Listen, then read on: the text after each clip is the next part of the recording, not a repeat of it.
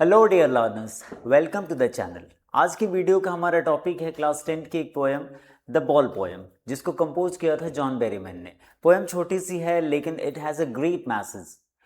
Poet एक message देना चाहता है पोएम के थ्रू कि हमें लाइफ में बहुत सारी चीज़ें लॉस करनी पड़ेगी, बहुत सारी चीज़ों के कारण हमें मिजरीज का सामना करना पड़ेगा। तो कैसे हमें जो है क्या करना है, उनके अगेंस्ट हमको खड़ा होना है, कैसे अपने आप को संभालना है उन सारी टफ सिचुएशंस में। हम लाइफ टाइम जो है कुछ ना कुछ चीज़ें होते रहेंगे, कभी in terms of money, in terms of other possessions, in terms of people.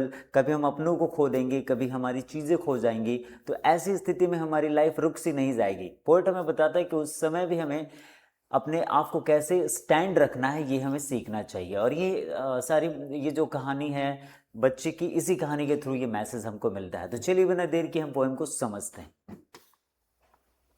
The poet says that what is the boy now who has lost this ball? What is he to do? वो लड़का अब क्या करेगा जिसने अभी अपनी ball खो दी है।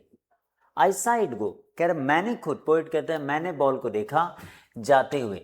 आई सा इट, इट का मतलब यहाँ पे क्या है? इट का मतलब है बॉल।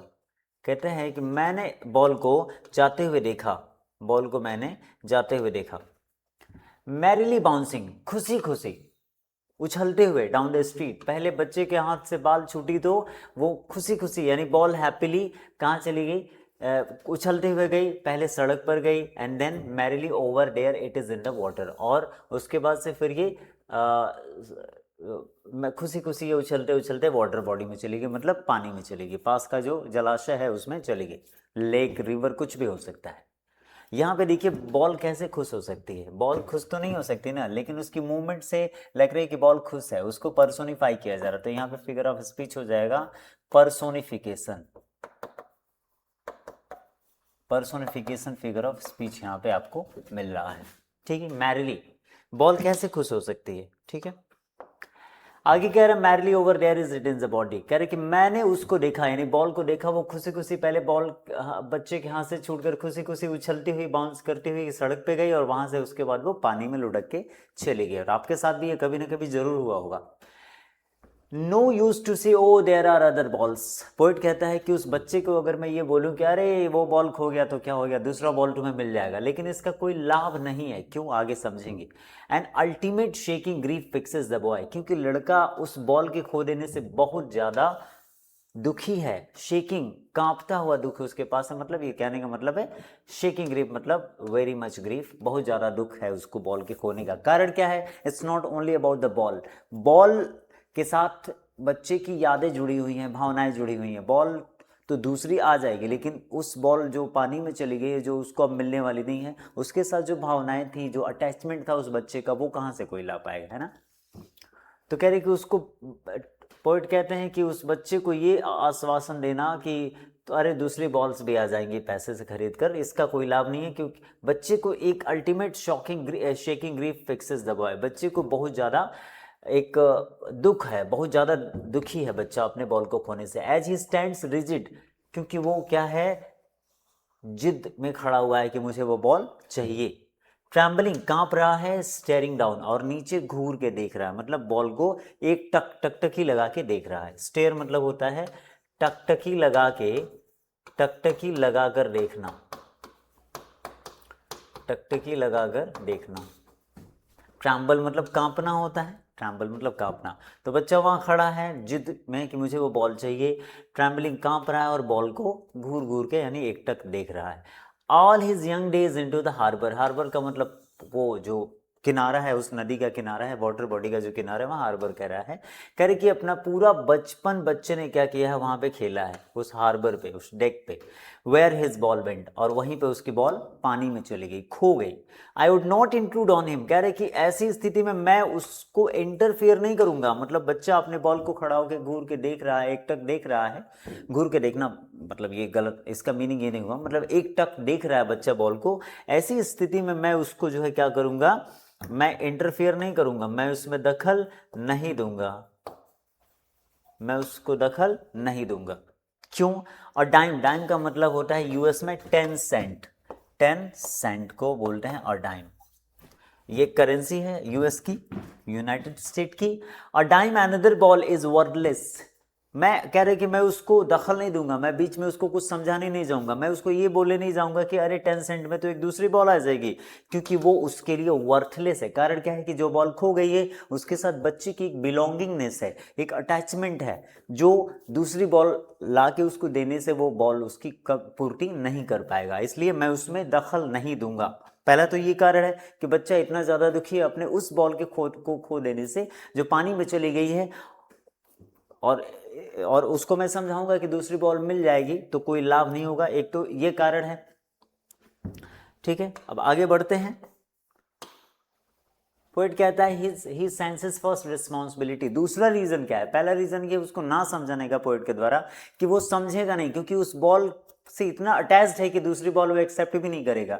दूसरा रीजन क्या है? ही सेंसेस फर्स्ट रिस्पॉन्सिबिलिटी। ऐसी स्थिति में जो सिनेरियो चल रहा है, बॉल खोकर बच्चा दुखी और अपने बॉल को एकटक देख रहा है वाटर बॉडी में खड़े होकर रेलिंग पे, तो ऐसी स्थिति में वो अपनी पहली जिम्मेदारी, यहाँ जिम्मेदारी का मतलब है बेटा लेसन, वो क्या कर रहा है? अपना पहला लेसन सीख रहा है, अपनी लाइफ का पहला लेसन सीख रहा है in the world of possessions, अधिकारों की इस दुनिया में। पोजेशन मतलब अधिकार, मतलब वो चीज़ें जो आपके पास हैं, चाहे इन टर्म्स ऑफ मनी हो, चाहे इन टर्म्स ऑफ पीपल हो, आपके मम्मी पापा। हालांकि मम्मी पापा तो पोजीशन में नहीं आएंगे, लेकिन पोयम में आ रहे हैं कि वो अपना पहला लेसन सीख रहा है इस अधिकारों की दुनिया में। People will take balls. कौन सा लेसन सीख रहा है ये समझ लीजिए, and everybody is suppose to learn this lesson.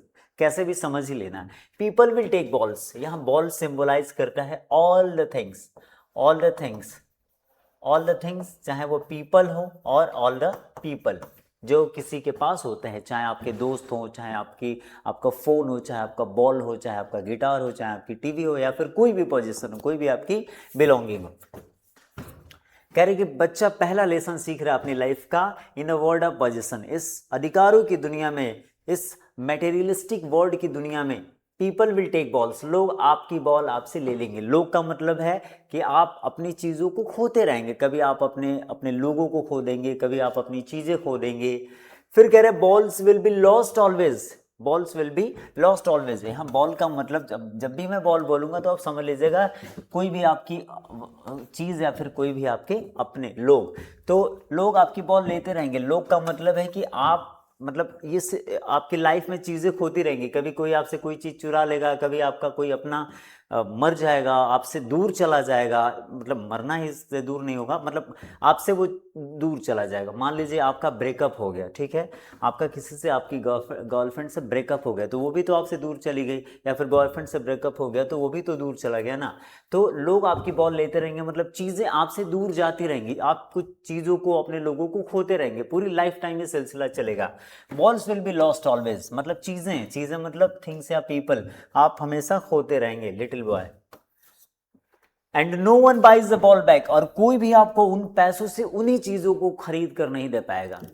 जो भी चीज़ें आपने खो दी जीवन में, या फिर जो भी चीज़ें आप जीवन में ये बच्चा सीख रहा है कि जो भी चीज़ें आप जीवन में खो देंगे, चाहे वो लोग हों चाहे चीज़ें हों, सेम वही चीज़ आपको लाके मिलना ये लगभग इम्पॉसिबल है, ठीक है। कि no one buys a ball back, जो भी चीज़ खो गई वो पैसे से दोबारा खरीद कर नहीं आ सकती, क्योंकि वो चीज़ तो एग्जिस्ट ही नहीं करती, उसके जैसी कोई और चीज़ आ सकती है, लेकिन जो चीज़ें आपने खो दी उनके साथ जो आपका अटैचमेंट था, मतलब बच्चे का जो भी अटैचमेंट था, आपका जो भी अटैचमेंट था, जो चीज़ें आपने खो दी वो तो नहीं आ पाएगा। एक आपने एक बॉल खोया तो एक नई बॉल आ जाएगी, लेकिन जो बॉल खो गया, जो मिलने से रहा, उसके साथ जो आपकी बिलोंगिंगनेस है, जो आपकी अटैचमेंट है, वो तो आप नहीं ला पाएंगे। तो कोई भी बॉल आपको वही चीज, मतलब वो आपकी जो भी संपत्ति थी, जो भी चीज़ थी, जो भी लोग थे, वो पुनः वापस आपको पैसे में खरीद के ला के नहीं दे पाएगा। तो चीज़ है तो पैसे में तो खरीद लेंगे, लेकिन लोग ही नहीं है तो पैसे से क्या खरीदेंगे? जो आपसे, मान लीजिए आपके पेरेंट्स इस दुनिया में नहीं रहे तो उनको तो आप पैसे से नहीं ला सकते, चीज़ों को ला सकते हैं, लेकिन जिन चीज़ों के बदले आप उसको लाएंगे, जिन चीज़ों की जगह पे लेके आएंगे, उनकी जो बिलोंगिंगनेस थी, जो अटैचमेंट था, वो तो नहीं आ पाएगा उस नई चीज़ से, ठीक है। मनी इज एक्सटर्नल, पैसे से वही चीज़ें खरीदी जा सकती हैं, पैसा तो वाह है, मतलब पैसे से वही चीज़ खरीदा जा सकता है, मतलब धन से वही चीज़ें खरीदी जा सकती हैं जो एग्जिस्ट करती हैं, जो एग्जिस्ट ही नहीं करती हैं उनको नहीं खरीद सकते, ठीक है। ही is learning well behind is desperate eyes. Desperate का मतलब होता है सैड या फिर होपलेस, होपलेस मतलब निराश। कह रहे कि वो अपनी निराश आंखों के पीछे सीख रहा है, ये सारा लेसन सीख रहा है कि चीजें हमेशा खोती रहेंगी और ऐसी स्थिति में अपने आप को स्टैंड रखना पड़ेगा, मिजरीज के अगेंस्ट खड़ा होना पड़ेगा, अपने लॉस के अगेंस्ट खड़ा होना पड़ेगा। वो बच्चा सीख रहा है, ये बच्चा सीख रहा है। द एपिस्टोमोलॉजी, एपिस्टम का मतलब होता है, एपिस्टम का मतलब होता है नॉलेज, एपिस्टम का मतलब होता है नॉलेज, एपिस्टम का मतलब होता है, आई थिंक ये फ्रेंच वर्ड है।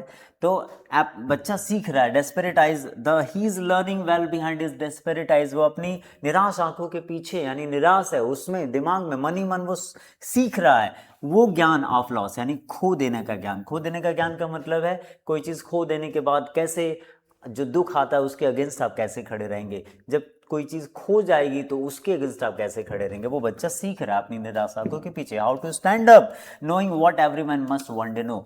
जो वो सीख रहा है वो हर व्यक्ति मस्ट, वो हर वही चीज हर व्यक्ति को एक ना एक दिन सीख लेनी चाहिए। मतलब क्या सीख लेनी चाहिए कि हमें अपने मिजरीज के, हमें अपने लॉस के अगेंस्ट कैसे खड़ा होना है, अपने आप को कैसे स्टैंड रखना है उन सारी चीजों, इस उन दुखद स्थितियों में। आगे बढ़ते हैं, आगे कहता है poet, now poet says and most know many days how to stand up. कह रहे कि और समय के साथ लोग, हर कोई सीख ही जाता है कि कैसे लॉस के अगेंस्ट खड़े रहें, जब भी हमारे पास दुख आए, मिजरीज आए, लॉस के कारण आ रहा है, चाहे कैसे भी आ रहा है, कैसे हम खड़े रहें, कैसे अपने आप को संभाले रहें उस स्थिति में। And gradually light returns to the street knowing what every man must one day know. और ये चीज़ हर व्यक्ति देर सवेर सीख ही जाता है अपनी लाइफ में। And most know many days how to stand up, मतलब हर व्यक्ति को सीख लेना चाहिए और हर व्यक्ति देर सवेर अपने अनुभव के आधार पर सीख ही लेता है कि हमें मिजरीज, लाइफ की मिजरीज और लाइफ के जो लॉस होते हैं उनके अगेंस्ट कैसे खड़ा होना है।